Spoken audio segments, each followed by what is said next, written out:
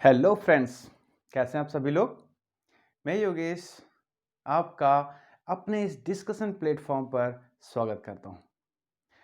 जो आज हम लोग टॉपिक को यहाँ पर डिस्कस करेंगे वो सिर्फ न्यूमेरिकल के पॉइंट ऑफ व्यू से इम्पोर्टेंट है और इम्पोर्टेंट नहीं, बहुत ज़्यादा इम्पोर्टेंट है। तो जल्दी से आपको उस टॉपिक का दर्शन करा देते हैं। उस टॉपिक का नाम है भैया फोर्स बिटवीन मल्टीपल चार्जेस।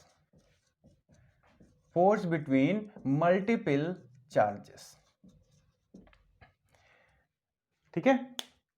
अब ये कोई ज्यादा बड़ा टॉपिक नहीं है, ना कुछ ऐसा टॉपिक नया है कि जिसको आपने पढ़ा नहीं है, बस पढ़े हो लेकिन थोड़ा सा छोटे फॉर्म में उसको पढ़े हो, ठीक है।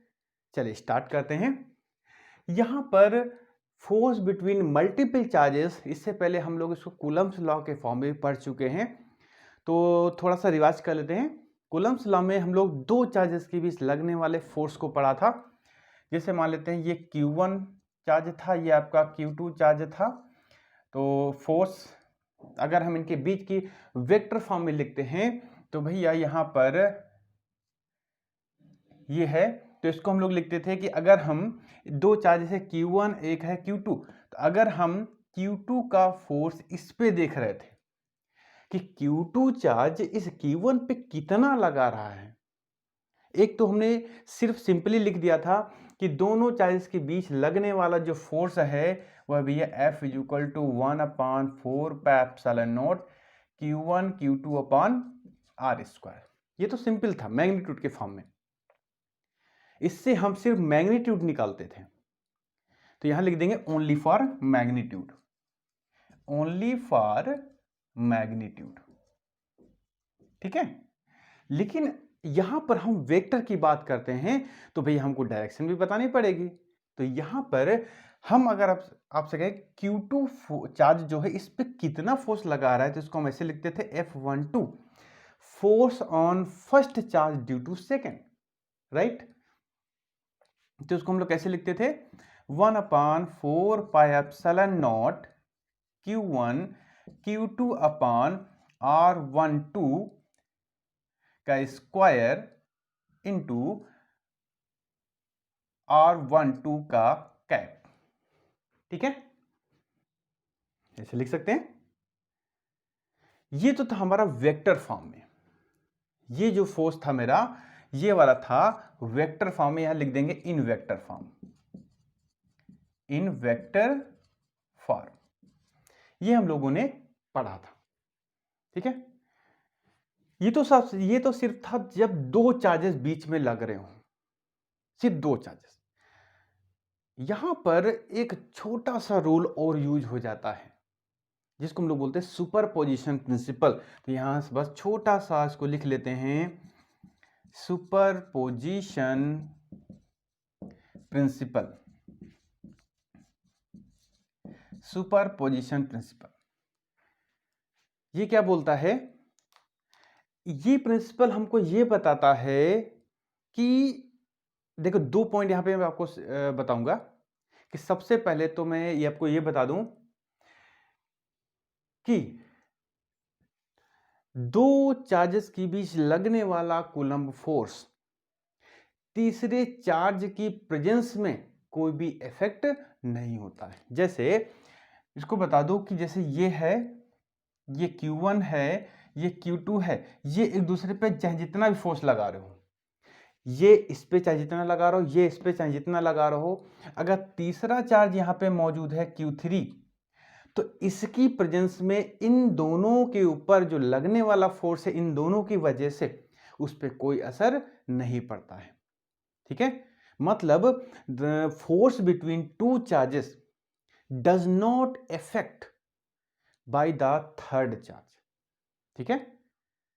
तो ये थोड़ा ध्यान रखिएगा कि तीसरे चार्ज की वजह से दो चार्ज के बीच लगने वाला फोर्स अफेक्टेड नहीं होता है, ठीक।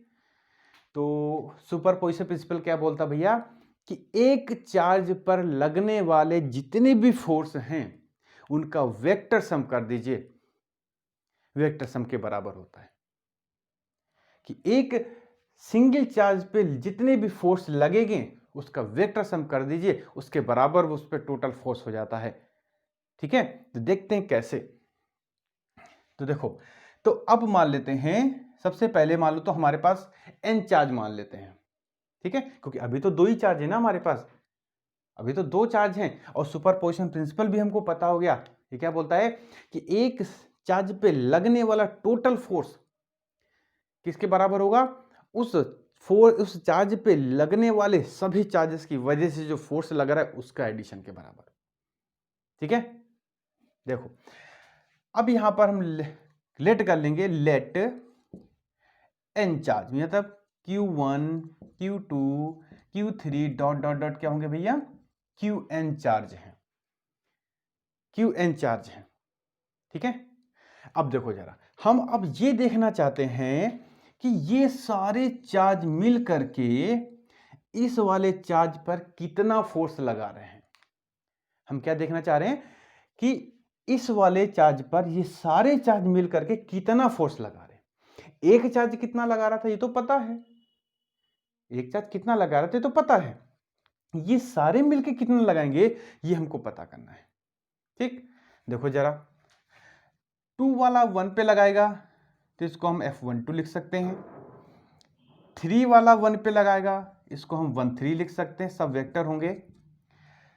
4 वाला 1 पे लगाएगा इसको F14 लिख सकते हैं, डॉट डॉट डॉट n वाला 1 पे लगाएगा तो इसको F1n लिख सकते हैं। ठीक, ये तो मैंने फोर्स निकाल दिए। तो इस Q1 फोर्स पे इतने फोर्स लग रहे हैं। ठीक है, तो सुपरपोजिशन प्रिंसिपल क्या बोलता है भैया कि according to superposition principle, superposition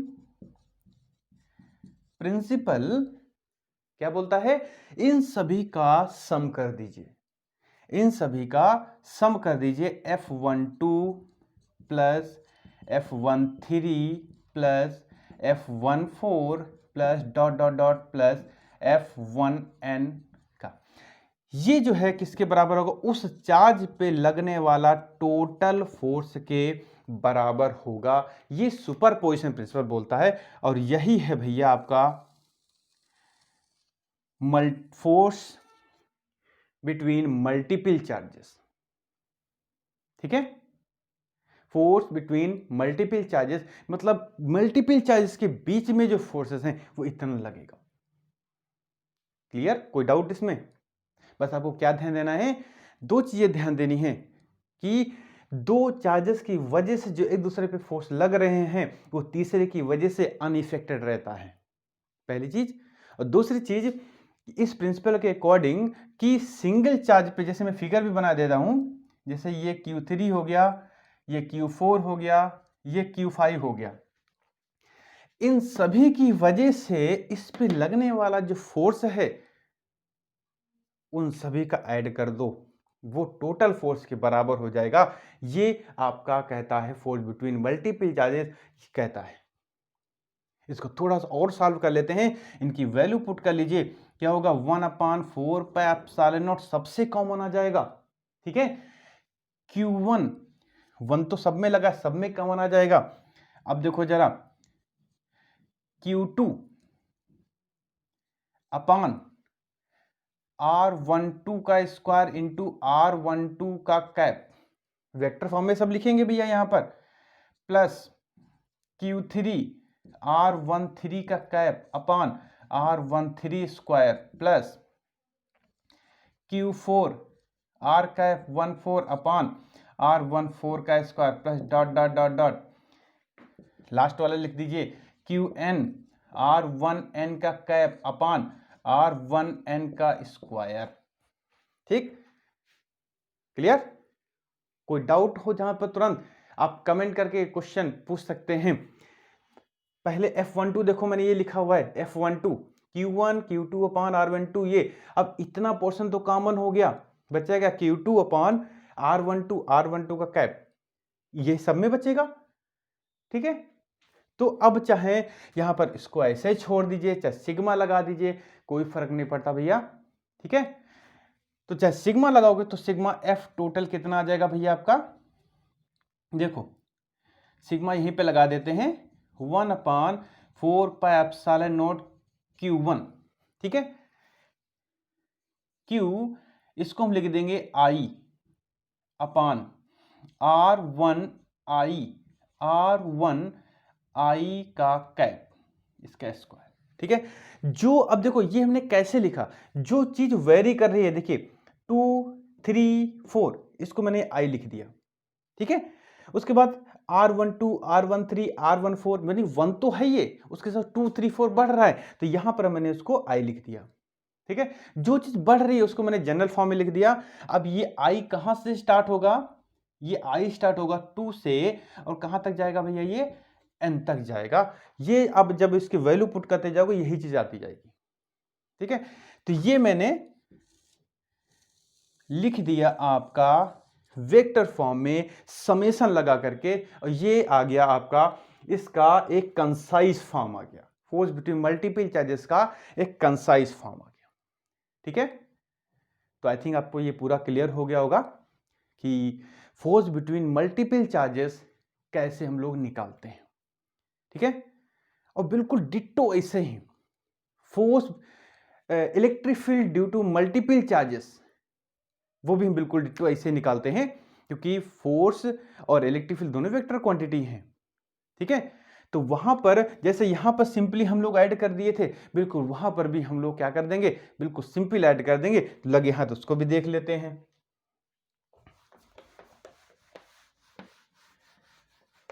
देखो भैया अभी इसको पूरा नहीं मिटाएंगे, जिससे आपको कंपैरिजन करने में थोड़ी आसानी हो जाए।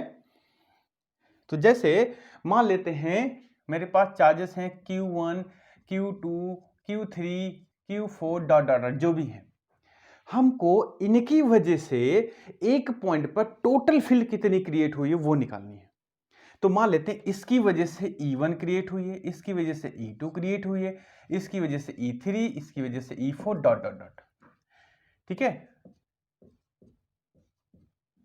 अब नेट उस पॉइंट पे फील्ड कितनी होगी, सुपरपोजिशन प्रिंसिपल क्या बोलता है, इन सभी का वेक्टर कर दो, क्योंकि ये भी तो वेक्टर क्वांटिटी है, ये भी तो आपकी वेक्टर क्वांटिटी है। इनका सब जैसे मैंने फोर्स का किया था वैसे बिल्कुल इसका भी आप कर दीजिए। तो क्या हो जाएगा भैया, नेट ई कितना हो जाएगा, E1 plus E2 plus E3 plus E4 plus dot dot dot, ये आ गया नेट फील्ड आ गया। क्या आ गया भैया, net field due to multiple charges, due to multiple charges, ठीक है। कोई दिक्कत आ रही है, बस शुरू में थोड़ा सा आपको 2 पॉइंट पे कंसंट्रेट करना था कि कूलम्स लॉ का वेक्टर फॉर्म कैसे लिखा जाएगा, और 2 चार्जेस के बीच लगने वाला कूलम फोर्स थर्ड चार्ज की वजह से अफेक्ट नहीं होता है, बस। सुपरपोजिशन प्रिंसिपल क्या बोलता है, सभी को ऐड कर दो, ठीक है। अब थोड़ा इस पे 3 टाइप के न्यूमेरिकल देखते हैं, न्यूमेरिकल में क्या कॉन्सेप्ट यूज होता है वो देख लेते हैं बस, और हम लोगों का काम हो जाएगा। देखो भैया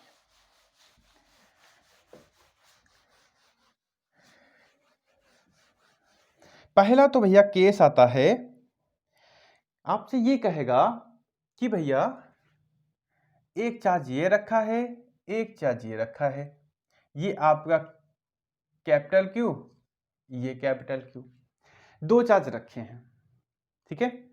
इनके बीच में एक कोई दूसरा चार्ज रखा है क्यू, इनके बीच में एक दूसरा चार्ज रखा है क्यू, जिस पे नेट फोर्स 0 है, जिस पर नेट फोर्स 0 है।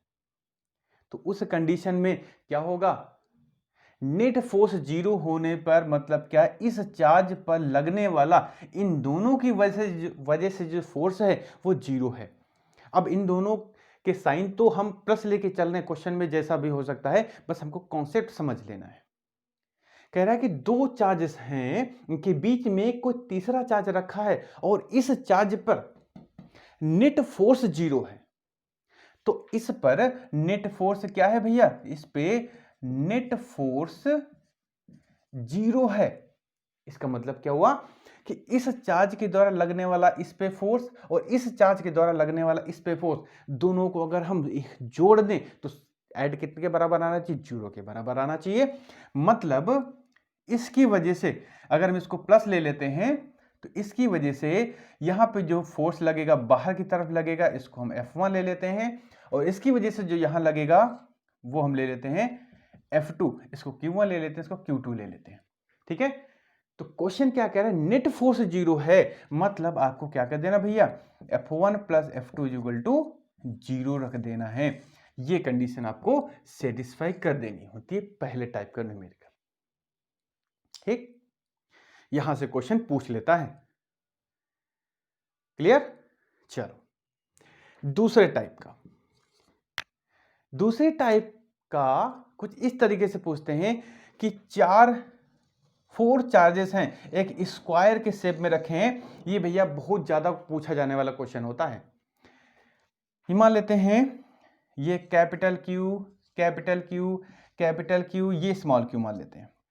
अब हमको पता नहीं कैपिटल को जो भी हो सकता है, ठीक है, कुछ भी हो सकता है।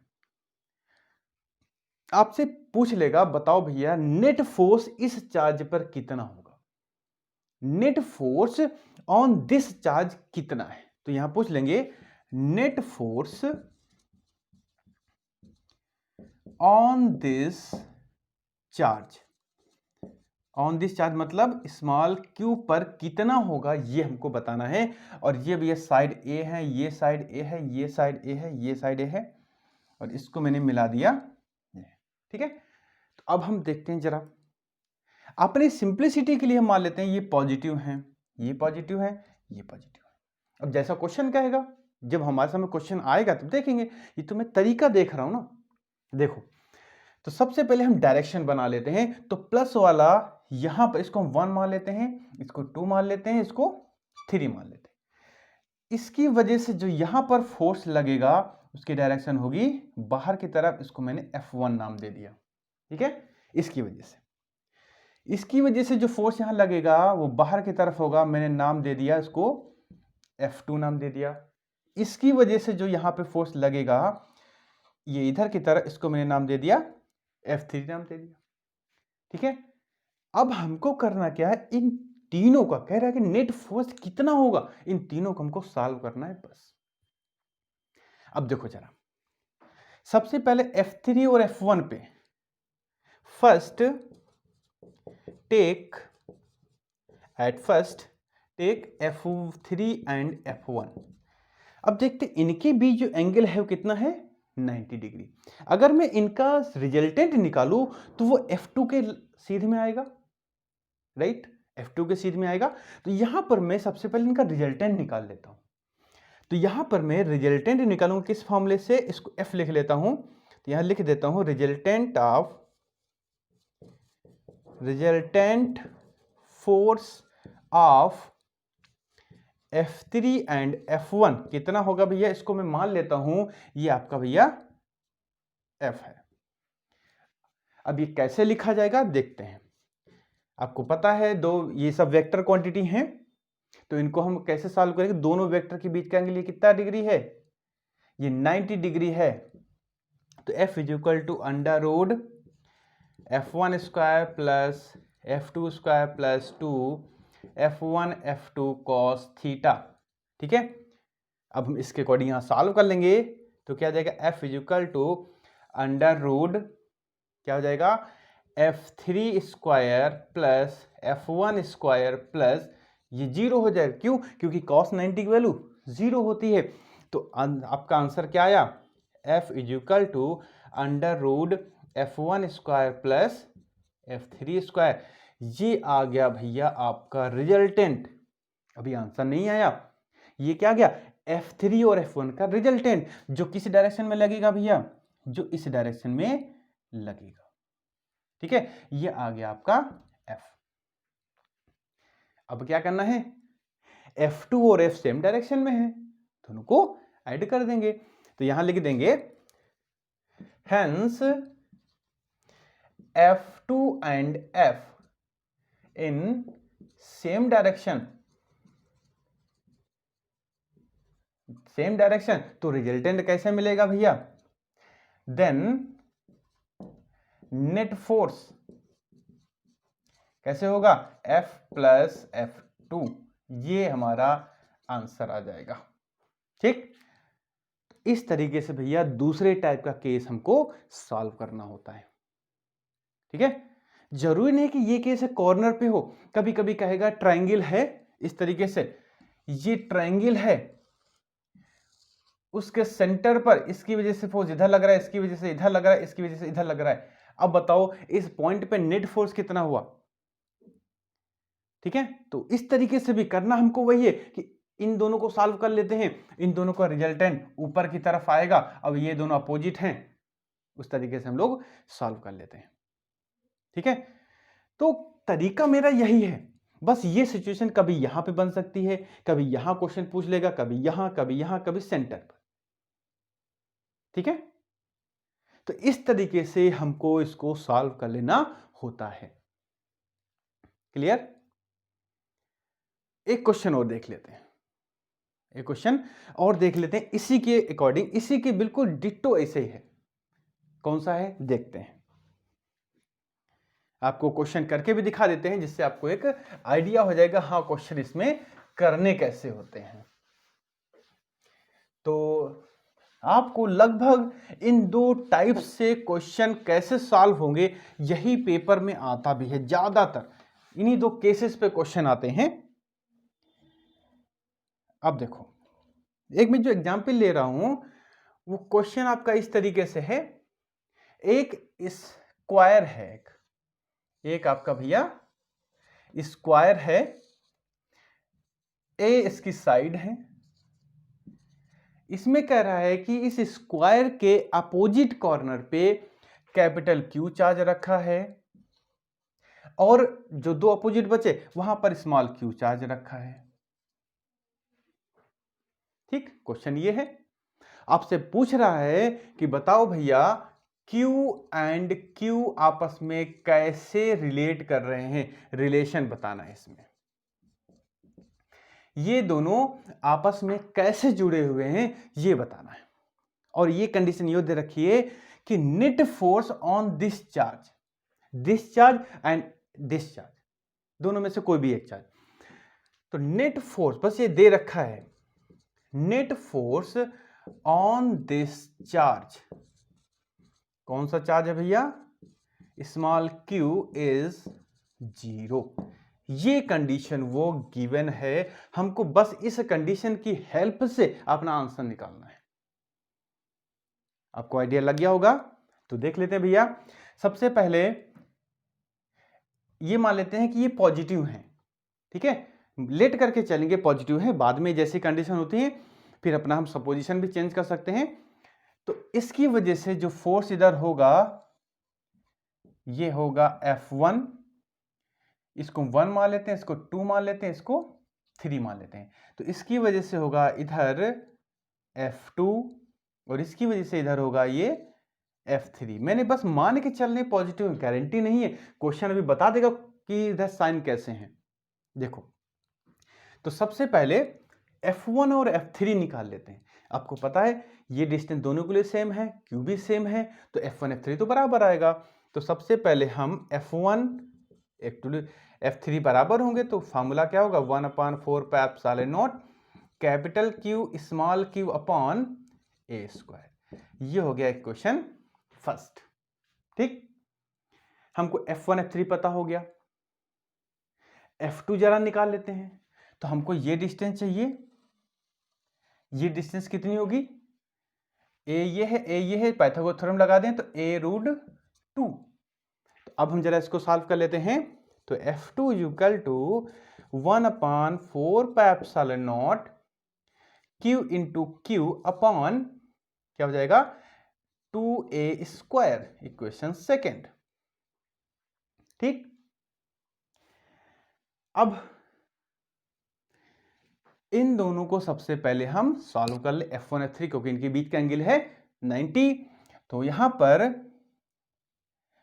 टेक F1 एंड F3, तो नेट फोर्स हम F लिख लेते हैं, तो कितना हो जाएगा आपका F1 square plus F3 square plus 0, क्योंकि यहाँ पे थीटा कितना है 90 डिग्री है, आगे लिखेंगे नहीं हम।